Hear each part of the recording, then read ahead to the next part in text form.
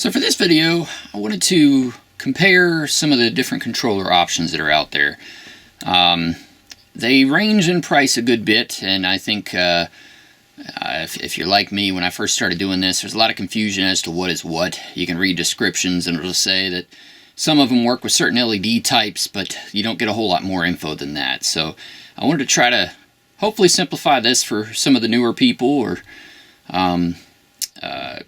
you know, possibly some people that have been doing it for a while, just never used some of the cheaper controllers. Try to go over what I've seen with them and what I've noticed, and kind of break down which controller does what, and that way you might be able to better decide what kind of controller to get. So to start, I'm going to start out on the low end price-wise and work my way up to the top. One of the cheaper controllers on the market is the SP617E.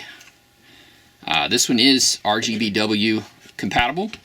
You can get these on Amazon, like $10 I think they go for, roundabout. This one has dual outputs, so you could do a, two halo, like a pair of halos or something like that. This one has buttons on the back, which is nice. So you got a power button, a mode, and then a speed button. So you do have actually 3 methods of control with the buttons, the Bluetooth app, and the remote.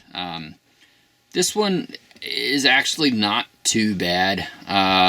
One of the bigger drawbacks to it is that it is compatible with RGBW, which all the controllers I cover today will be RGBW compatible.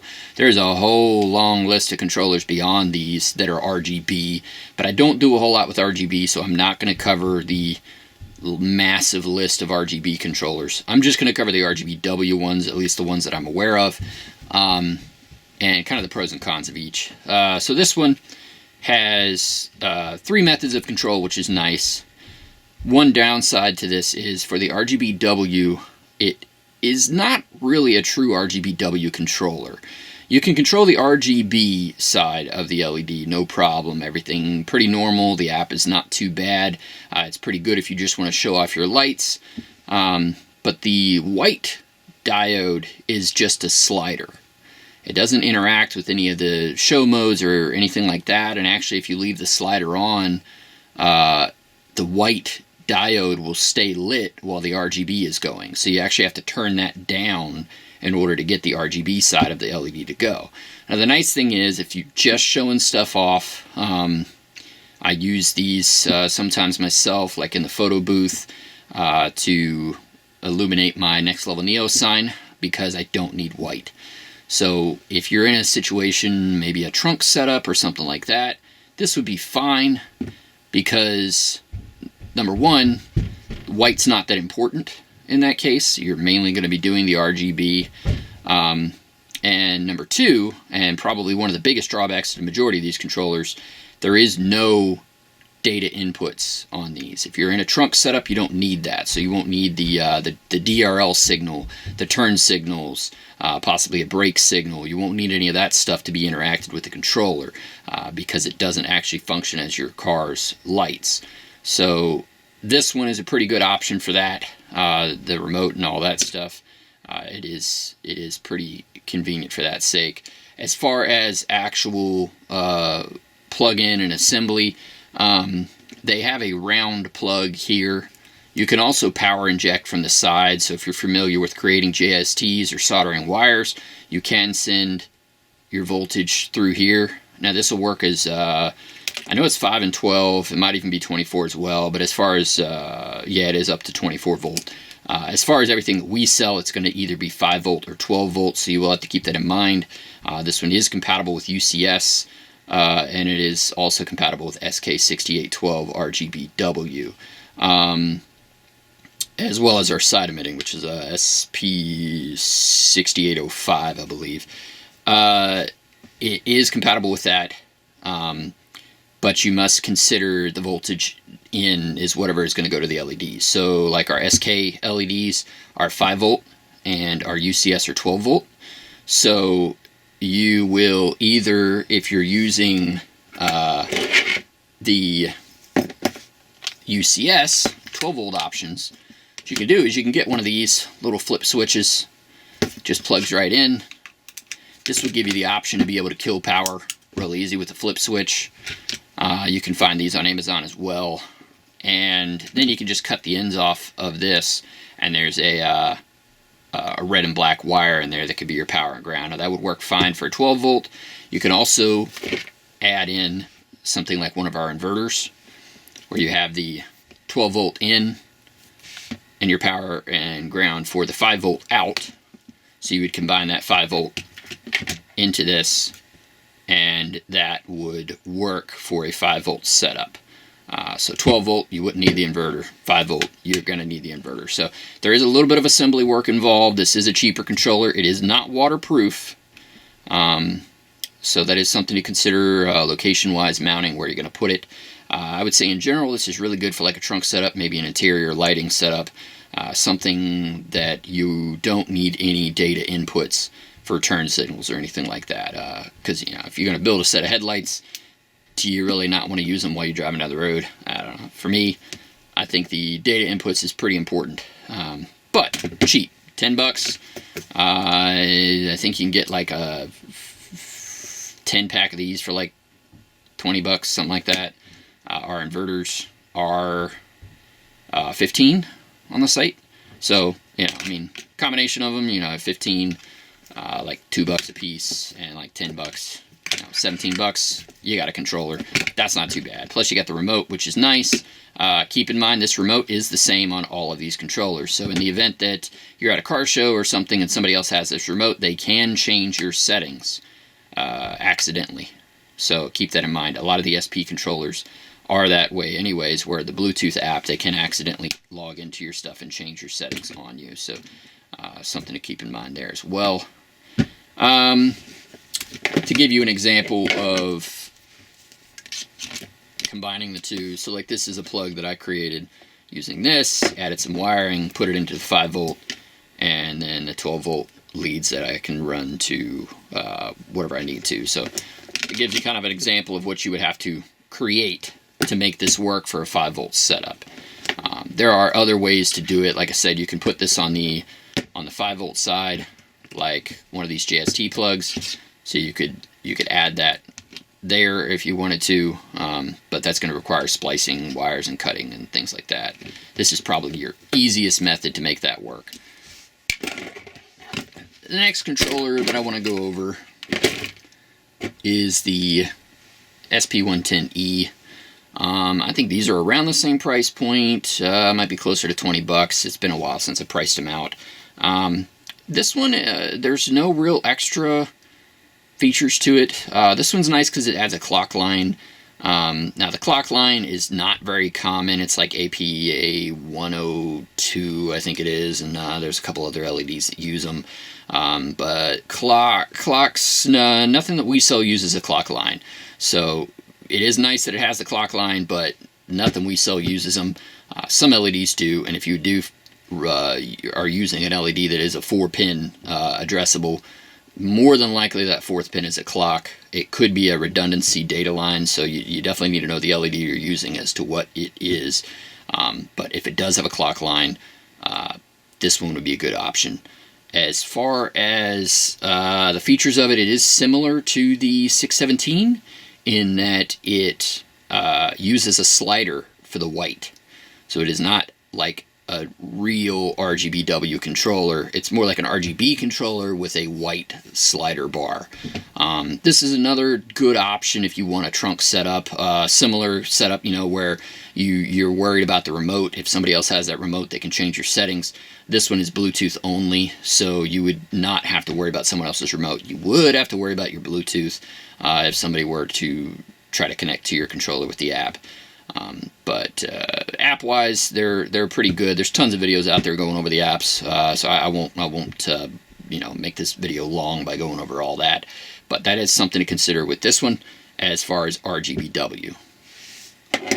The next one is the SP108E. Pretty much same story with this one. It does have a slider. There's also a clock line on this one as well. You just kind of got to watch the videos for the apps and the way they're structured. They are structured differently, but they kind of function the same. There's not a huge difference. I believe this one here, the 617, does actually have a microphone on it, so it does have the ability to pick up ambient noise in the area and actually make the lights dance to the music. So that is a nice feature for this. Once again, if you got a trunk setup or you got something like that, that kind of puts this one up there a little bit higher, at least in my book. I believe this one or the 110E, maybe both of them have music function in the app, where if your phone has a song, it can dance to the music on your phone. It might even have a mic input. I can't remember on these exactly as far as that goes, but like I said, if one of those interests you, definitely check out some of the videos that are online to go into greater detail on the actual app structure. So the next one I want to cover is the SP105E. Now this is the only SP controller, the only cheap controller that is truly an RGBW controller. There is no white slider. It is actually got a setting for RGBW, and when you go through the show modes, it will cycle through white in addition to the red, blue, and green, which to me is nice, because, you know, if you got RGBW LEDs, you kind of want to be cycling all of the colors. So I think for like a headlight setup, this would be my go-to. One downside still, there are no inputs on this. None of the ones we've covered so far have any inputs for brakes or DRLs or turn signals or any of that stuff on any of these controllers. So that's something to consider if you are doing headlights. If you don't feel like you need them to work as regular headlights, then this is a great option. Probably be the one that I would go for. But definitely something to consider. This one's also only Bluetooth controlled. This one does have a clock line as well, in the event that a clock is important to you. This one is good to 5 to 24 volt as well. Keep in mind you must put in the LED style that you want to get out. So voltage wise, if you're running 5 volt SKs, you must make sure that you're putting 5 volt into the controller. The same with 12 volt, or if you're even running some 24 volt LEDs, you got to make sure you're putting the proper voltage in. I do believe this one here, I kind of forgot to mention, this one is Wi-Fi, not Bluetooth. So you can still connect it directly to your phone. You don't need a router, but it is a Wi-Fi connection instead of a Bluetooth connection. So it's a little more work to connect to this, because you have to connect almost like this is a router, connect to it, and then you can connect in the app, versus these are Bluetooth. They're a little bit faster to connect. The same thing on the 617 and the SP110 being Bluetooth. It's a little easier to connect to these than it is to this one. This one's pretty cheap as well. So, you know, just to kind of consider them all, I think I like this one the least. The next would be the SP110E. I don't think I'd really use that. I like these two. They have their place depending on what you're doing and what the purpose is. So I do like both of these controllers, but not in a headlight form. Like I said, I really think that the addition of a DRL input or things like that is a big deal when it comes to headlights. Also, something to keep in mind with all of these, you do have a fair amount of extra wiring involved. You'll have to figure out a way to send the power. They all have the same round plug. This one's actually covered with tape, but it is there. And then that one there. This one does have the addition of the ability to run 2 wires for your power and ground. But the rest of them, they just have the round plug, or you can put it on the JST side. This one will have a little extension plug that comes off of it, so you can run your JSTs. So something to consider on those.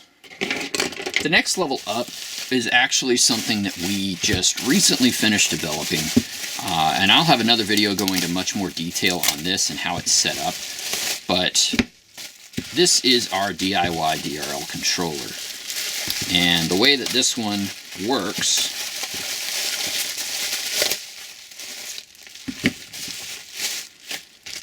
There are instructions included. All of them actually come with an instruction booklet, so that is nice. Ours comes with a 5-volt 10-amp inverter, standard power and ground to go to your battery. There's an inline fuse so that you are protected in the event that you ground anything out. Then you have the driver controller combo. Off of that, there are 4 outputs, 2 for the left side, 2 for the right side of the car.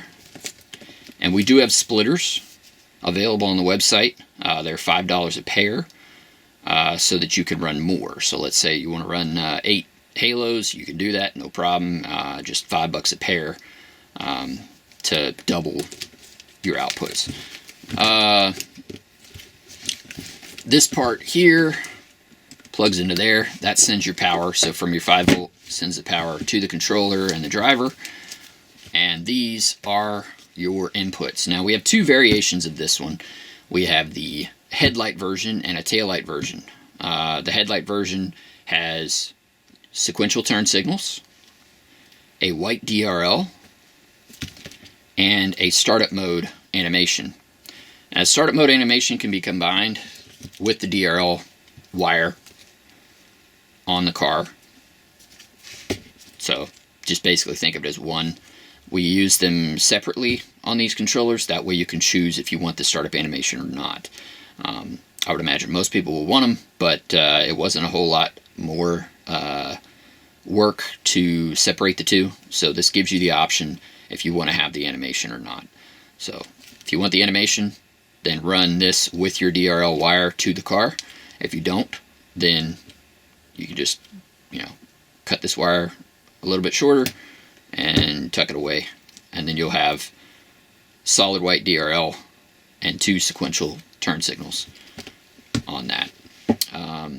This uses the SP105E controller with the addition of a circuit board that acts as a driver to input these signals.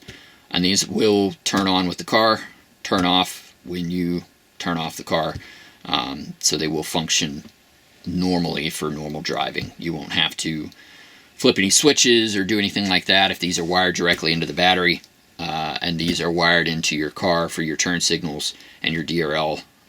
They will work without any issues. Something to keep in mind is that you will have to locate your turn signal wires and your DRL wire. You just need one DRL wire, but you will need both turn signals for both sides of the car.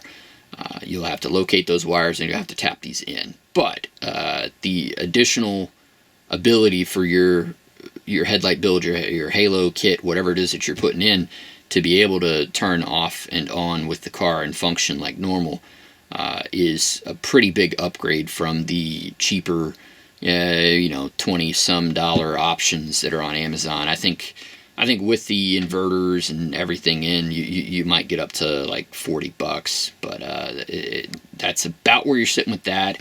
This one is $90. We do have a taillight version as well.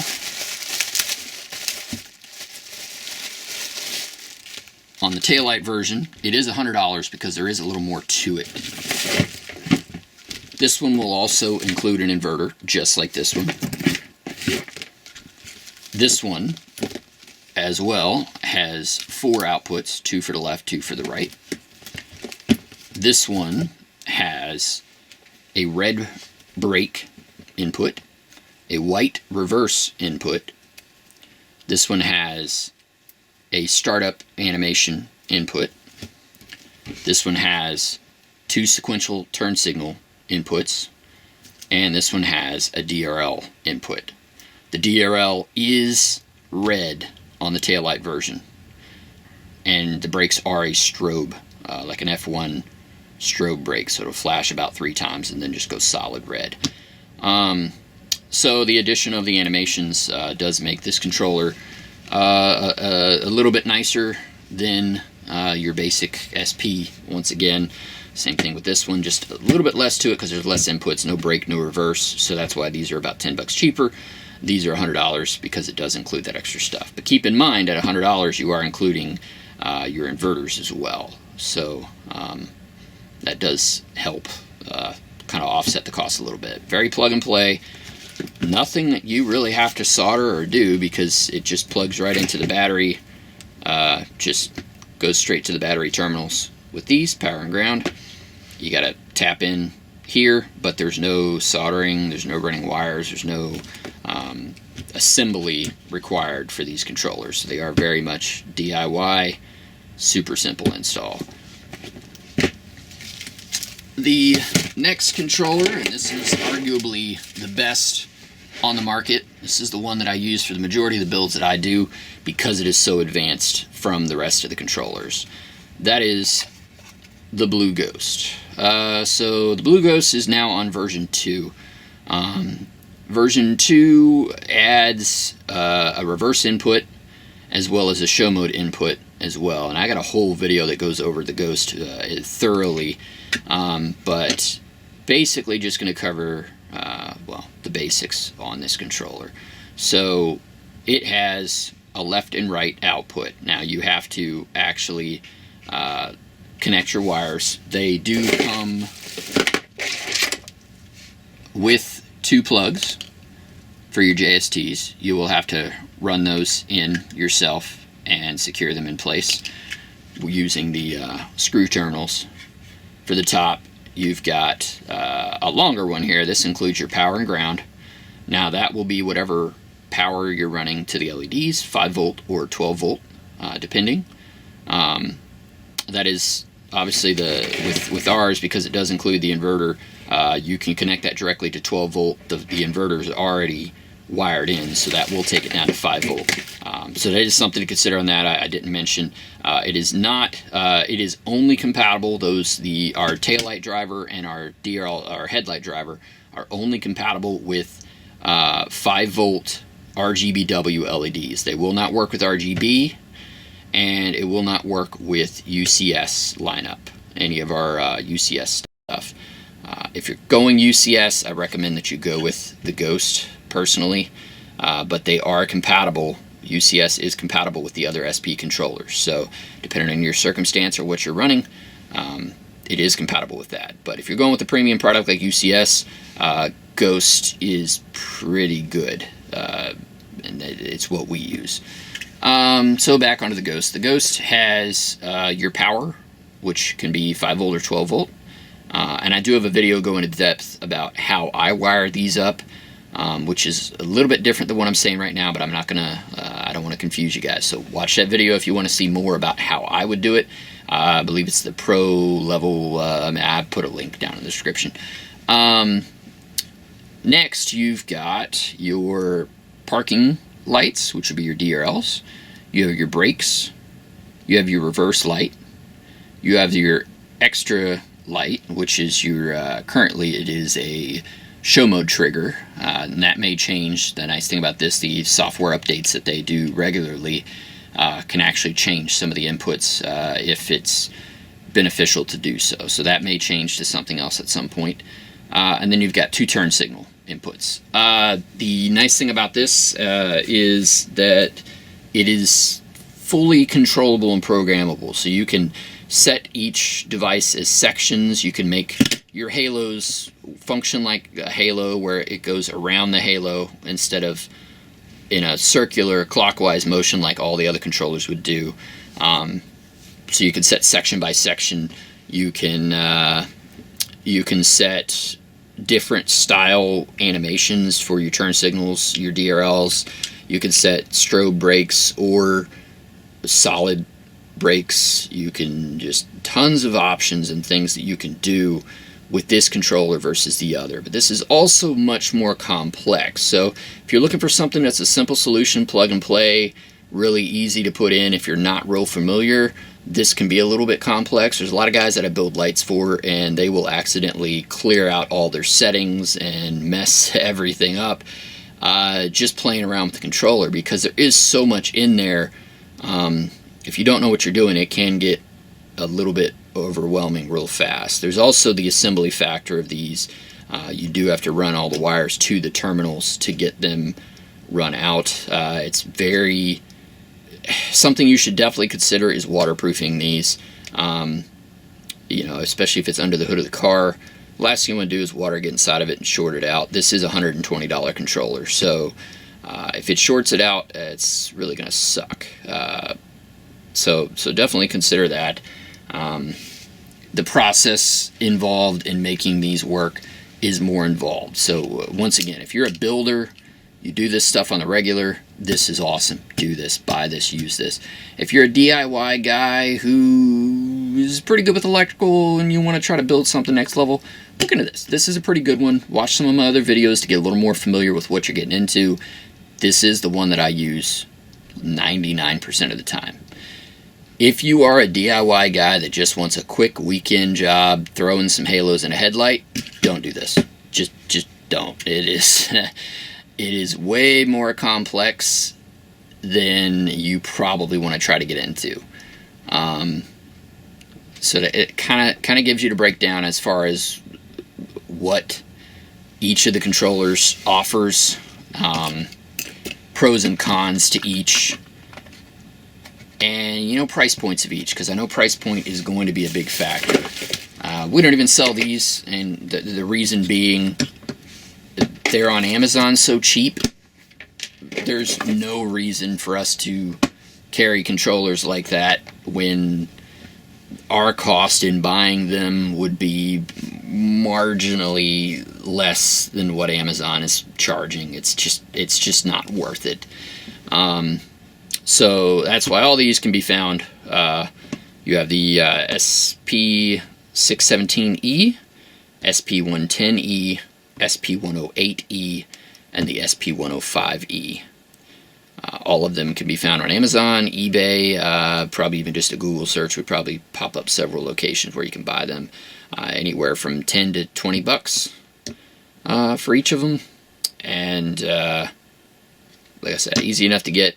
Watch a couple videos online to get a better feel for the app and how it's structured. That way you kind of know a little more about the different features, but it's not a huge difference between them as far as app structure. The biggest things being like this one here has the 3 methods of control and the external microphone, and then this one is a true RGBW controller. Other than that, they're pretty similar in how they function. Of course, the Blue Ghost, my favorite, and then our new DIY. And once again, these were designed for the weekend project guy. You know, you're on a weekend, you just bought a halo kit, you want to get it installed in your car, it's your daily driver, you need it back on the road right away. This is what you want. This is going to make life really simple, really easy, and you still catch eyes and you still look good. That is what this was designed for. It is an option on all of our halo kits. Our rigid diffuse strips and our side emitting tubes as well, to try to hopefully make install a little bit easier. We do have the splitters. The splitters are standard JST 3-pin splitters, 1 in, 2 out. So it can be used with any of these if you want to do it that way. Obviously with the Ghost, and I have much more detail in some of my other videos about that, but the way that it's structured, you really don't want to use a splitter on a Ghost. You'd rather just do the 2 outs, one to the left side of the car and one to the right side of the car, and then have data lines coming from each of your devices. So your device will have an input and an output. And ideally, you want to connect your next device to the output of your previous device. So to go from here to a halo, then from that halo to a halo, and from that halo to a strip or something like that. So down the line. And that way, this controller can really shine that way because it will be programmable to make each one of those devices their own and restructure them. So even though you got a halo here, halo, you can make them overlap if you want, or you can make this halo shine first even though it's the last in the plug. That's all stuff that you can do with the Ghost. None of the other controllers can do that, because remember, this one here has this controller in it.